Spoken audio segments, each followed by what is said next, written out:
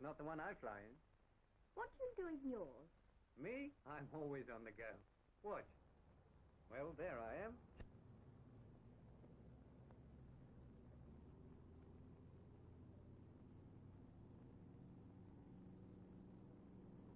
Then by the time we're airborne, I generally get hold of mine. Makes people feel cheerful.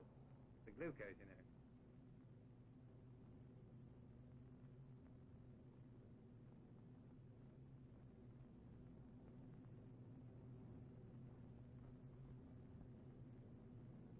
Time we're well away airport, I usually get round to handing out something to read. People feel at home with a newspaper in front of them.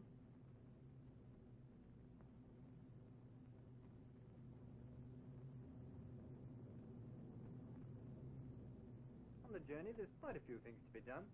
When it's cold, for instance, well, I hand out the rugs. I usually manage to make people feel comfortable.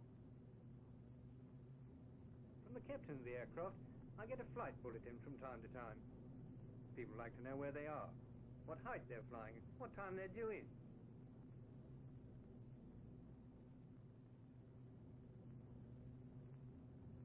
Then on some flights, there's sandwiches and coffee to be served. Snacks in the air make the time fly, as you might say. Soon get you to your journey's end.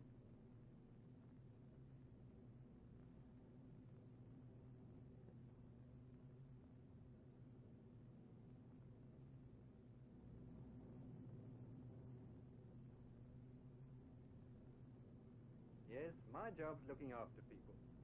You know, all sorts of people fly these days. Often someone sticks in my mind. I remember a honeymoon couple on one particular flight. I couldn't see them together as they came on last. So all through the trip, it was on the Jersey run. There's nearly always a honeymoon couple on that service. All through the trip, they held hands across the aisle. And every time I passed, they had to break. I often wonder what sort of a honeymoon they had.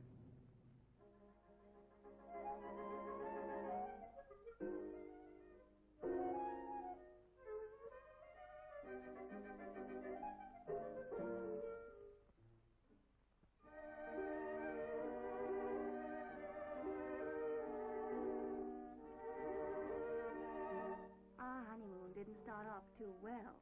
George hadn't the faintest idea where to find a pool, and he couldn't row anyway. That made me rather sulky. Although I suppose he was doing his best. But George's rowing didn't get us anywhere. So I had to take over and find a way to a place where we could get a stay.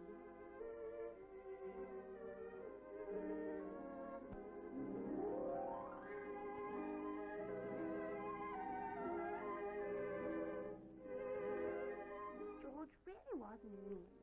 Can't afford to hire a car. Even on a honeymoon, one's got to economize, he said. Still, I got a lift.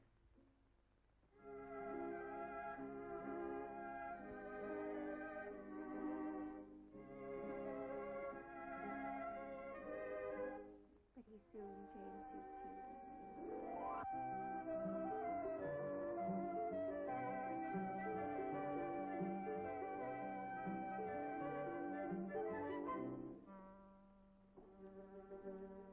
Only married about once in a lifetime, so hang the expense. The champagne really made him boom.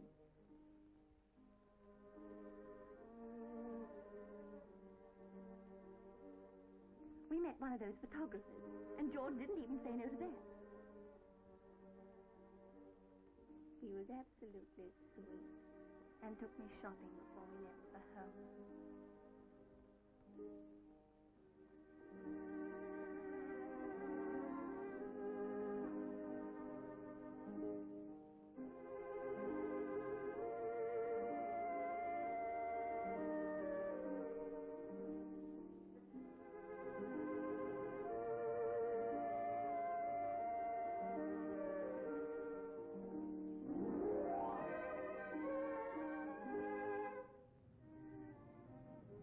I suppose all honeymoons have to come to an end.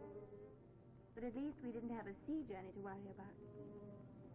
Do you know we were back over London in about an hour?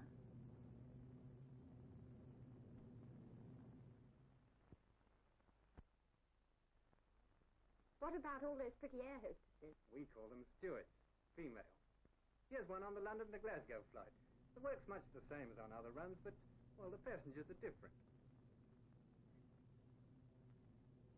Yes, the passengers are different. Not so many holidaymakers and honeymooners here. People in a hurry to whom time is money. They enjoy the good things in life when they can get them.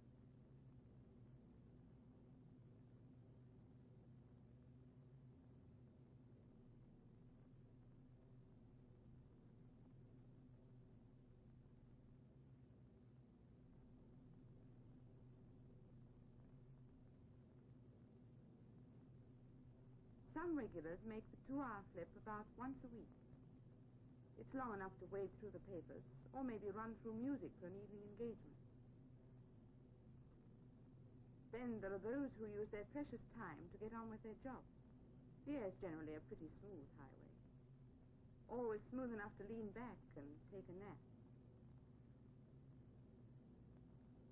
So smooth that while co-pilot and George, you know, the automatic pilot, take over, the skipper has a chance to stretch his legs and make sure everyone's all right and enjoying themselves, and all that sort of thing. Soon we'll touch down in Glasgow. Precious changing, and there's a trick to ease the ear which regular flyers know.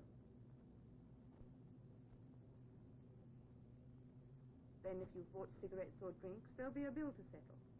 Ah, this man's clearly on a business trip. Careful not to lose the receipt. But who is he? Don't think he's a regular flyer.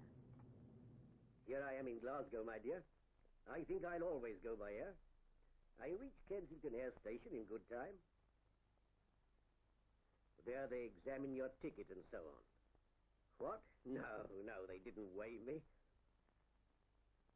Yes, a fair number of people traveling, and you'd be surprised how much luggage people carry around with them, even by air. I thought nearly all the lines went to the continent, but there are plenty of connections inside the country. When everything's in order, they lead you out to one of those commando coaches. You know, with humps on the back of them.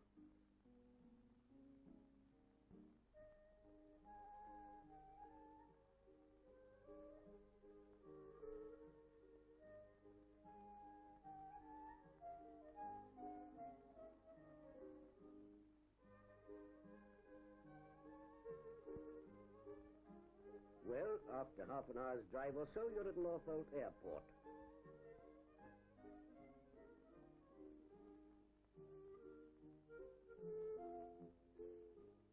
Very businesslike and easy it is, too. You can't go wrong. But there was one fellow who thought he could step straight onto the plane just like that. But they collared him. It's all cut and dried. They put us in quite a pleasant place for a bit. It was very spick and span, which makes a change these days. And when they were ready for us, a young girl came in. I believe they call them traffic clerks, and fetched us out.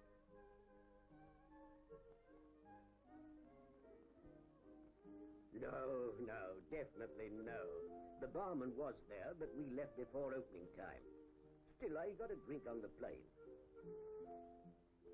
You'd be surprised at the bustle at Northolt. Aeroplanes taking off every few minutes. And the number of different destinations. Oh, the aeroplane that took us. It was a biggish affair, but I don't think it was one of the largest. Yes, 2 hours after you step on at Northolt, you're there.